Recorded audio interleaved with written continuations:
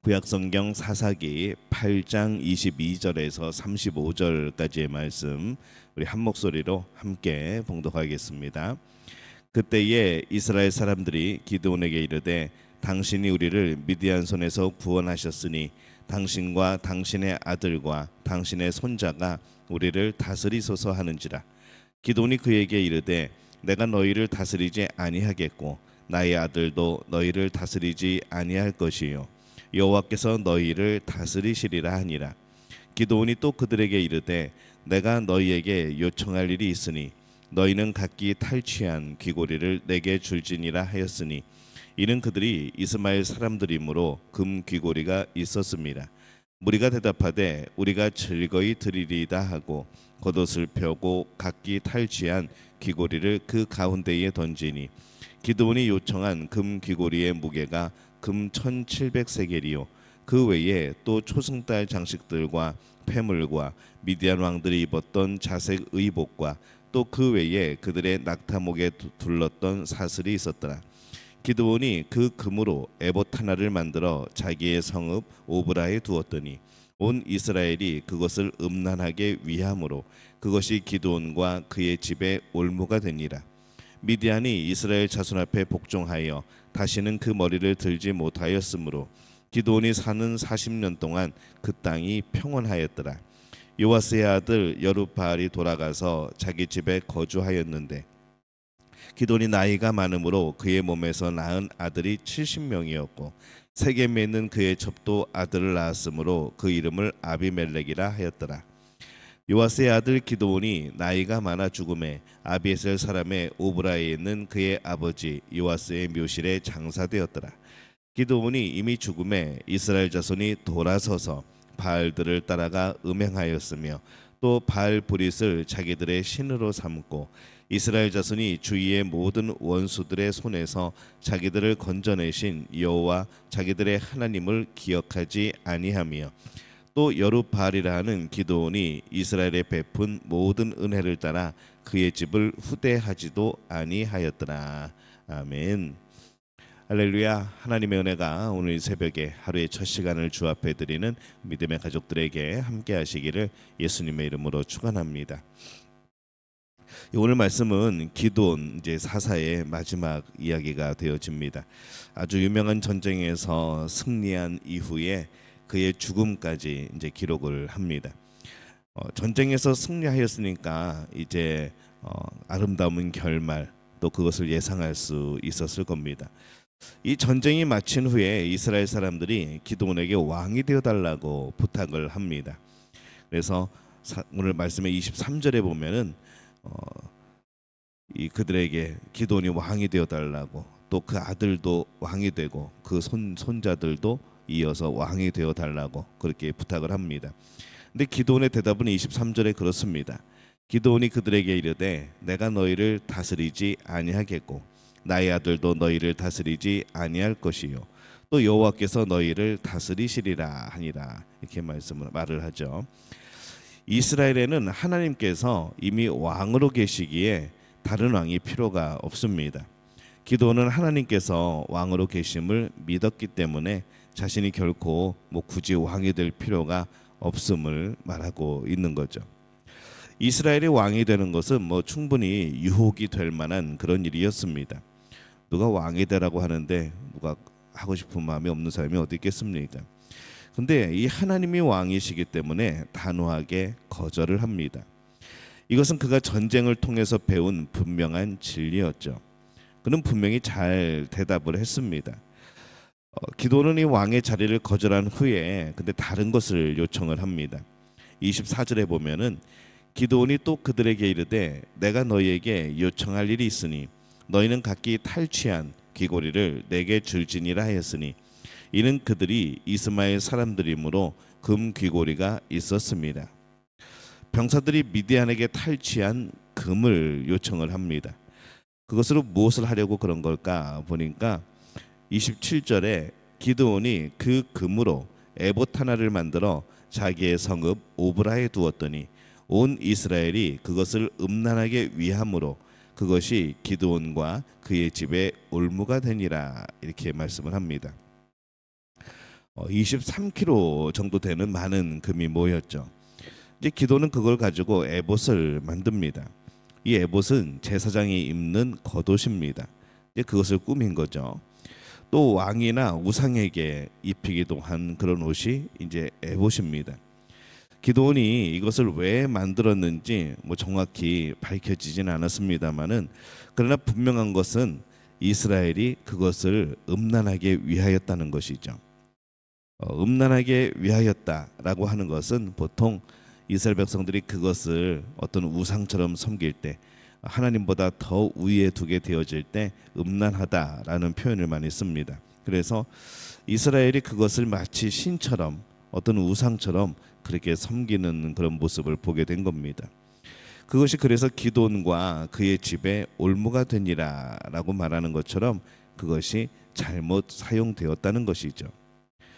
아마 이 에봇이, 그 당시에 이 기돈이 만들었던 에봇이 아론의 금송아지나 이후에 이 북이스라엘의 금송아지와 같은 아마 그런 역할을 했던 것으로 보입니다. 그들이 그것을 하나님이라 말한 것이 아니라 그것이 하나님의 발등상이나 아니면 하나님의 임재나 그런 것으로 아마 여겼던 것 같습니다.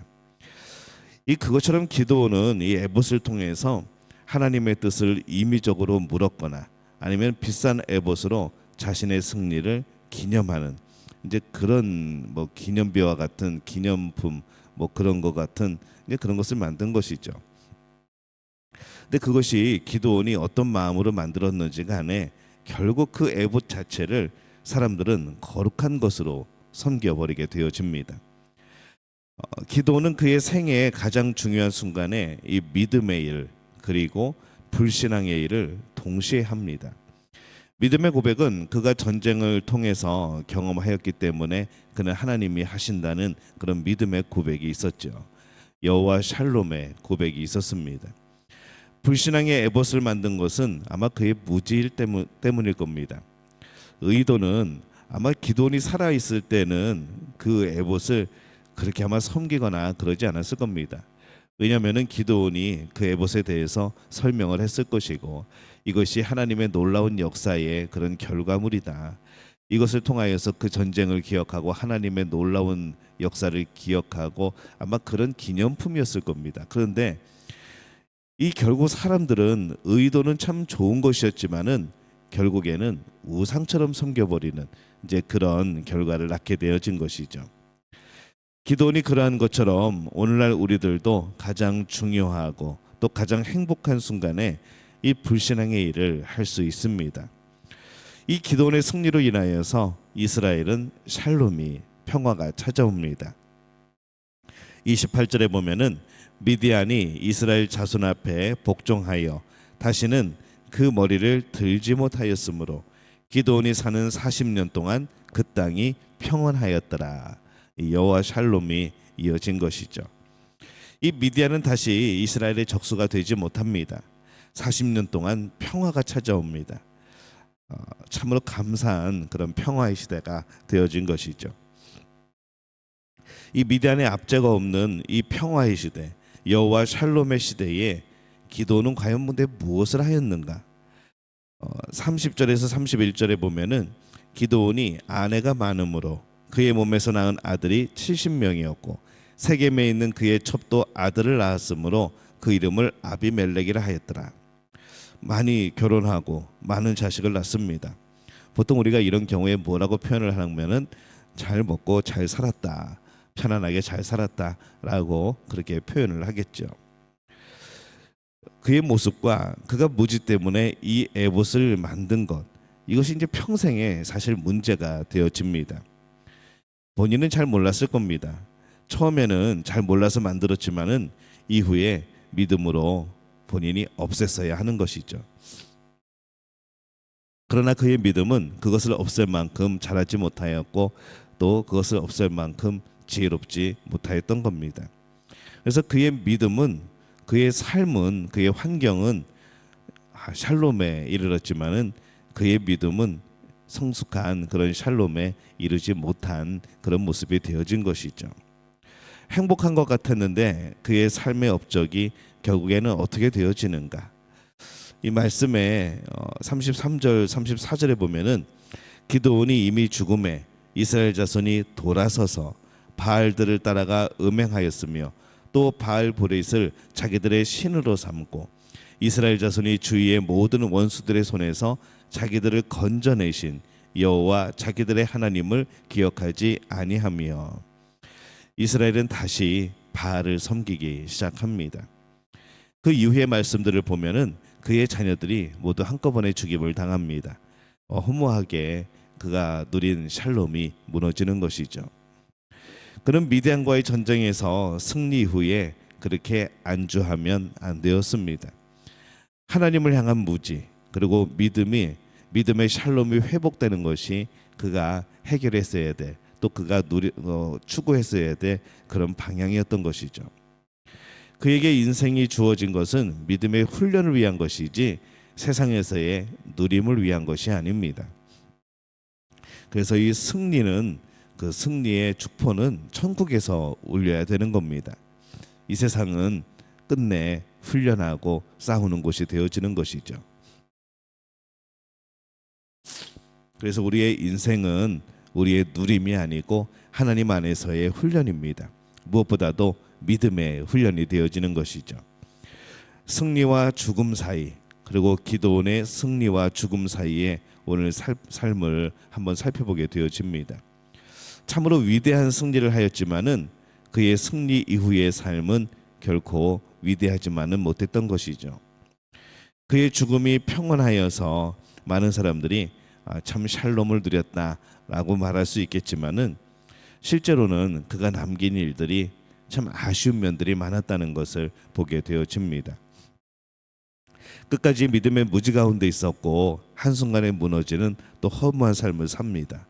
그리고 그의 무지가 결국 후손들로 하여금 우상을 섬기게 만드는, 또 백성들로 하여금 우상을 섬기게 만드는 또 그런 역할을 하게 된 것이 참 안타까운 모습이 되어지는 것이죠.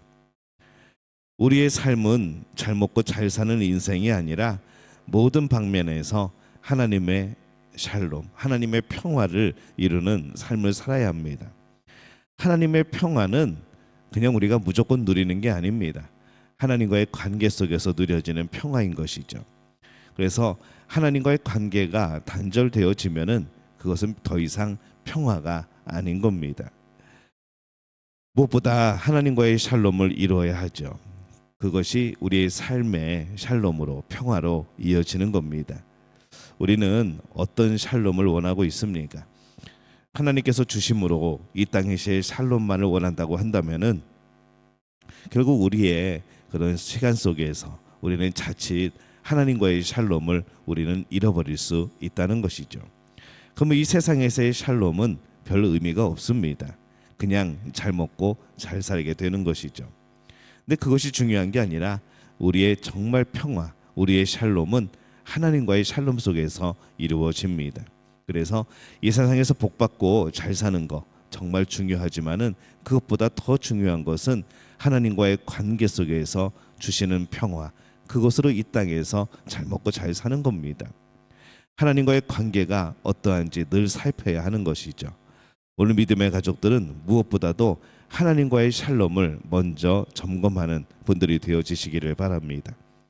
내가 세상에서 무엇을 누리는 것을 추구하기보다, 그것을 점검하기보다 내가 하나님과의 샬롬을 이루고 있는지, 하나님은 나의 아버지가 되고 계신지, 정말 나를 사랑하는 선한 목자가 되고 계신지, 아니면은 우리와 적대 관계에 있는 그런 관계가 되어져 있는지, 오늘 우리의 샬롬의 모습을 보면서 우리 자신을 돌아볼 수 있는 그런 믿음의 가족들이 되어지시기를 예수님의 이름으로 축원합니다.